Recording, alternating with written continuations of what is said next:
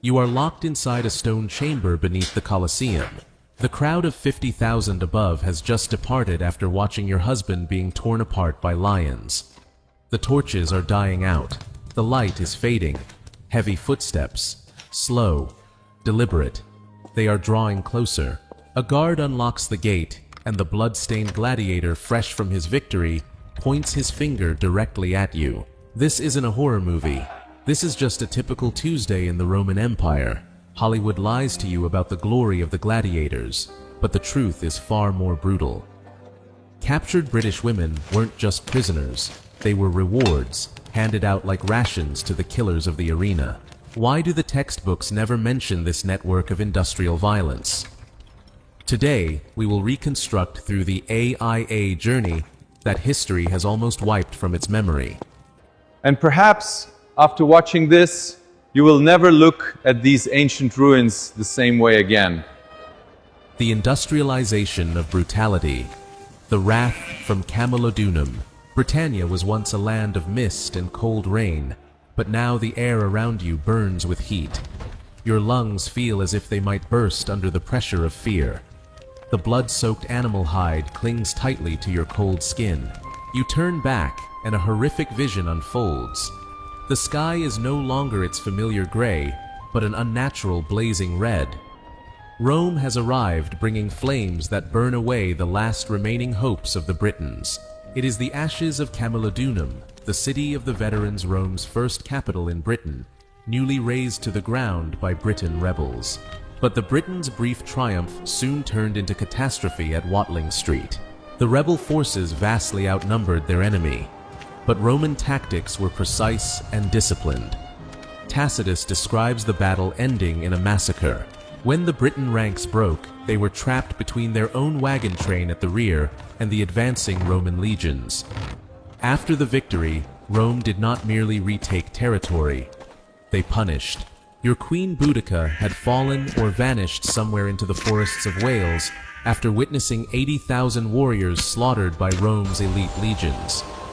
Governor Suetonius Paulinus did not return to negotiate, he returned to annihilate a people.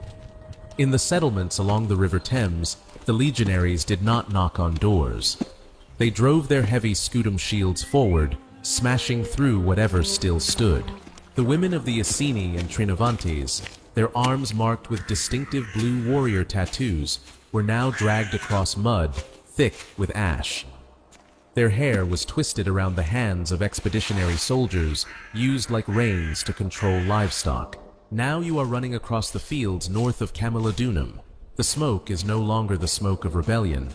It is the smoke of reconquest. The timber and daub houses around what is now High Street in modern Colchester are being ransacked. The legion advances rank by rank, not hurried, not chaotic. They have already won. Cries in the ancient Brittonic tongue echo through the alleys of Colchester, but the only reply is the cold clash of armor and sharp commands in Latin capite eos, seize them. A door is smashed in with a shield. You are dragged into the dirt courtyard. Not everyone is killed. Tacitus records that many were executed, but he also makes clear warfare in the provinces often led to capture and sale into slavery.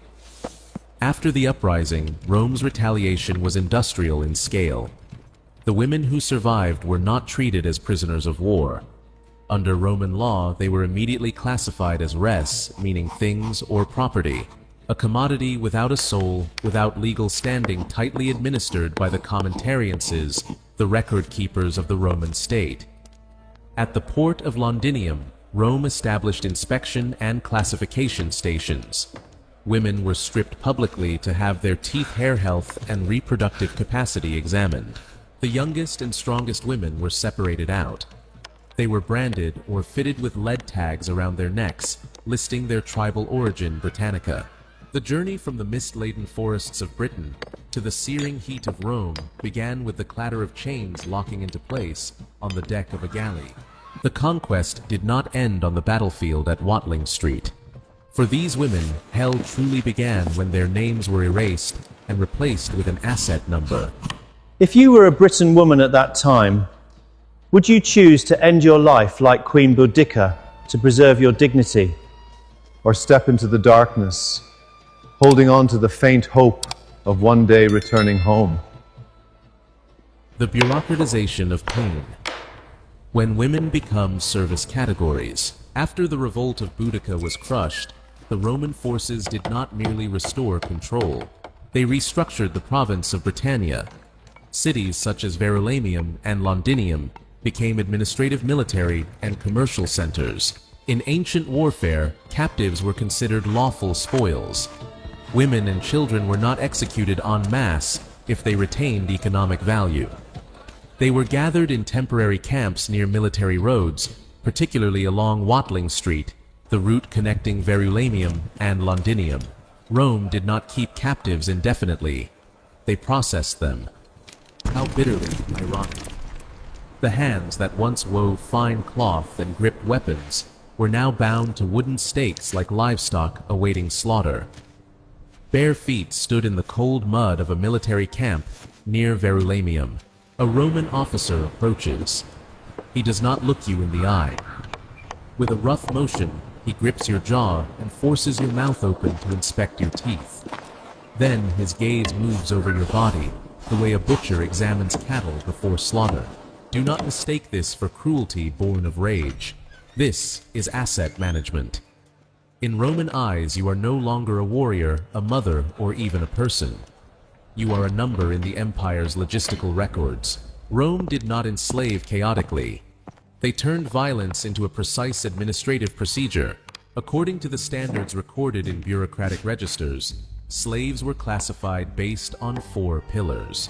By age, those considered too old or too young were discarded or sold cheaply on the spot. Young women were viewed as long-term investments, expected to produce future generations of slaves. Health was also assessed. Any war wounds or signs of disease reduced the value of the commodity. The final evaluation concerned appearance. Briton women with pale skin and striking hair were often reserved for higher-end markets in the heart of Rome. In his moral writings, Seneca once reflected on how Roman society had grown accustomed to treating human beings as speaking tools. Not emotion, not identity, only function. Numbers written directly onto your skin. A guard uses white chalk to mark a strange symbol on your shoulder, a code for traders to identify your type. Beside him, a clerk records the estimated price on a wax tablet. Your fate is now decided in a few brief strokes. In Londinium, near what is today the River Thames, Roman warehouses and docks once stood. Captives could be transported overland along Watling Street or sent by river out to sea. There are no surviving records detailing each group of women captured after the revolt of Boudica.